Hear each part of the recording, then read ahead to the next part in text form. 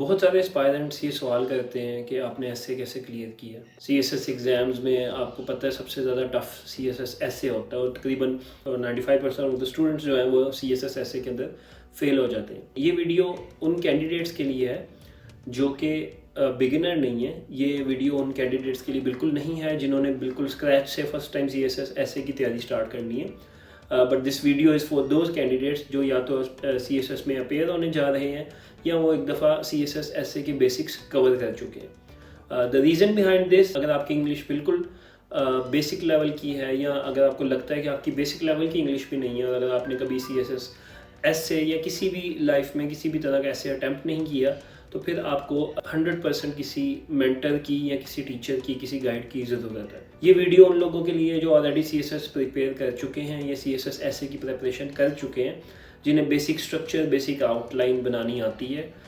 ये कुछ टिप्स और ट्रिक्स हैं जो कि मैंने खुद यूटिलाइज़ की थी। मैं अल्हम्दुलिल्लाह 3 दफ़ा सीएसएस ऐसे मैंने क्लियर किया है। उसके अंदर मैंने खुद जो स्ट्रक्चर यूज़ किया, जो टिप्स और ट्रिक्स यूज़ की, वो मैं आप लोगों से इस वीडियो में शेयर करूँगा। हो सकता है किसी सीएसएस क्वालिफाइड कैंडिडेट की राय इससे डिफरेंट हो या फिर किसी दूसरे स्टूडेंट की टेक्निक्स इससे डिफरेंट हो, किसी मेंटर की टेक्निक्स इससे डिफरेंट हो। बट ये मेरा पर्सनल एक्सपीरियंस है। मैंने 3 अटैम्प्ट्स दी 2015, 2016 एंड 2021 में, और तीनों अटैम्प्ट्स में मेरा ऐसे अल्हम्दुलिल्लाह क्लियर था। किसी भी एग्ज़ाम को क्रैक करने के लिए नेसेसरी है कि उसके स्टैंडर्ड्स फॉलो किए जाए। दुनिया के किसी भी एग्ज़ाम को क्रैक करने के लिए कोई आप स्टैंडर्ड प्रोसीजर्स, स्टैंडर्ड प्रोटोकॉल्स होते हैं, कोई एसओपीज़ होते हैं। सीएसएस भी एक ऐसा एग्ज़ाम है जिसमें ऐसा नहीं है कि इसमें कोई स्टैंडर्ड गिवन नहीं है या फिर ऐसे का कोई स्ट्रक्चर गिवन नहीं है। सीएसएस में एफपीएससी अपनी आउटलाइंस में भी रिकमेंड करता है कुछ रूल्स। हर साल एफपीएससी की एक एग्जामिनर रिपोर्ट आती है जिसके अंदर वो एसए की गाइडलाइंस बताते हैं, जो एफपीएससी का अपना रिकमेंडेड मेथड है। कुछ गाइडलाइंस को अगर हम देखें तो एफपीएससी ने पास्ट ईयर्स में एफपीएससी के एग्जामिनर ने सीएसएस ऐसे को किस तरह एक नटशेल के अंदर क्रैक किया है। सीएसएस एग्जामिनर ने अपनी रिपोर्ट के अंदर जो ऐसे की बेसिक मिस्टेक्स, फ्लॉज और रिक्वायरमेंट्स बताई हैं वो इस तरह से हैं। उसके अंदर कुछ ऐसे कीवर्ड्स इस्तेमाल हुए हैं। Most of the essays were dull, monotonous and crammed. Repetition of stereotypical information. Candidates lack sense of essential features of comprehensive essay. Dull, monotonous and crammed का मतलब यही है कि आपका ऐसे बोरिंग ना हो, आपका ऐसे सिंगल टून में, सिंगल लेंथ में ना चल रहा हो, क्रैम ना हो, रटी रटाई बुक्स से आपने सीएसएस का ऐसे रटा ना मारा हुआ हो कि कोई भी टॉपिक आया हो उसके ऊपर आप एक ही रटा है ऐसे लिखने लग गए हैं। टिपिकल इन्फॉर्मेशन आप एग्जाम में, अगेन ये रटाफिकेशन की एक एग्जांपल है कि अगर आपने ऑलरेडी प्री डिटर्मिन्ड माइंडसेट बनाया हुआ कोई ऐसे अटेम्प्ट करने का, तो आप स्टीरियोटिपिकल इन्फॉर्मेशन जो हर अकेडमी या हर बुक के अंदर आपको मिल जाएगी वो ही एज इट इज़ अगर आप पेपर के अंदर छाप देंगे तो वो एग्जामिनर के लिए स्टीरियोटिपिकल इन्फॉर्मेशन है। एसेंशियल्स ऑफ कॉम्प्रिहेंसिव ऐसे फीचर्स, हर ऐसे के अंदर कुछ एसेंशियल्स होते हैं, कुछ कॉम्प्रिहेंसिव फीचर होते हैं। उसकी बॉडी होती है, उसकी आउटलाइन होती है, इंट्रोडक्शन होता है, कंक्लूजन होता है, ऐसे में पूछा क्या हुआ है, ये सारे ऐसे के एसेंशियल फीचर्स होते हैं। उसके अंदर आपने कोहेरेंस रखी है, उसके अंदर आपने आर्ग्यूमेंट्स दिए हैं कि नहीं, ये सब ऐसे के एसेंशियल फीचर्स होते हैं। Candidates should focus on qualities of standard ऐसे। जब एफपीएससी का एग्जामिनर कहता है कि आपने स्टैंडर्ड ऑफ क्वालिटी ऐसे मेंटेन करना है, तो उसमें आप साथ कुछ क्वालिटीज ऑफ स्टैंडर्ड ऐसे या कुछ स्टैंडर्ड्स ऑफ ऐसे भी बता देता है, जिसके अंदर ऐसे के स्टैंडर्ड्स जो एफपीएससी के एग्जामिनर रिपोर्ट के अंदर आए हैं वो ये हैं कि ऐसे की आर्ग्यूमेंट्स स्ट्रॉन्ग होने चाहिए, ऐसे का कंटेंट स्ट्रॉन्ग होना चाहिए, ऐसे कोहेरेंट होना चाहिए, और ऐसे की जो लैंग्वेज है, बेसिक इंग्लिश जो ग्रामर है आपकी, वो ठीक होनी चाहिए। Candidates lacked critical argumentation.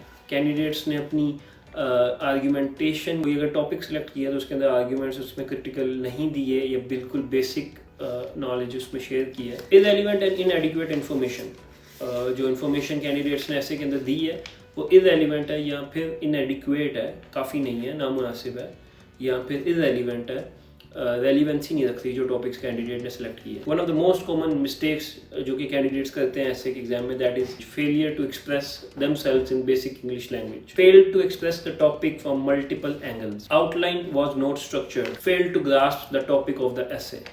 ये जो लास्ट 3 बातें एग्जामिनर कहता है इसके अंदर, इसका मतलब है कि अगर उसके कैंडिडेट को टॉपिक ही टॉपिक स्टेटमेंट समझ नहीं आई। कुछ कैंडिडेट्स जो बिल्कुल नॉन सीरियस कैंडिडेट्स होते हैं, ये फर्स्ट टाइम सीएसएस अटेम्प्ट कर रहे होते हैं, वो आउटलाइन ही नहीं ड्रॉ करते, और आउटलाइन एफपीएससी ने अपने एग्जामिनर रिपोर्ट के अंदर मांगी है, तो it is mandatory. Multiple angles missing थे, इसका ये मतलब है कि मल्टीपल एंगल से आपने positive, negative, political, social, economical, इस तरह के तमाम एंगल्स आपने ऐसे के अंदर कवर करने। एक लास्ट चीज़ जो एग्जामिनर ने रिपोर्ट के अंदर मेंशन की है, उसके अंदर एग्जामिनर कहता है कि the essay is lacked research based facts. Research based facts आपने डालने हैं जब भी आपने आर्ग्यूमेंट देना है। तो अगर आप किसी चीज़ के बारे में, अगर आप कोई पॉपुलेशन के बारे में बता रहे हैं, या अगर आप एजुकेशन के मसाइल बता रहे हैं, या पॉपुलेशन के मसाइल बता रहे हैं, या अगर आप डेमोक्रेसी के बारे में कुछ लिख रहे हैं, कोई भी आप चीज़ लिख रहे हैं, कोई भी ऐसे लिख रहे हैं, टेररिज्म का रेट बता रहे हैं, तो आपके पास कुछ बेसिक फैक्ट्स होने चाहिए अपने आर्ग्यूमेंट्स को बैक करने के लिए। अगर आप ये कहते हैं कि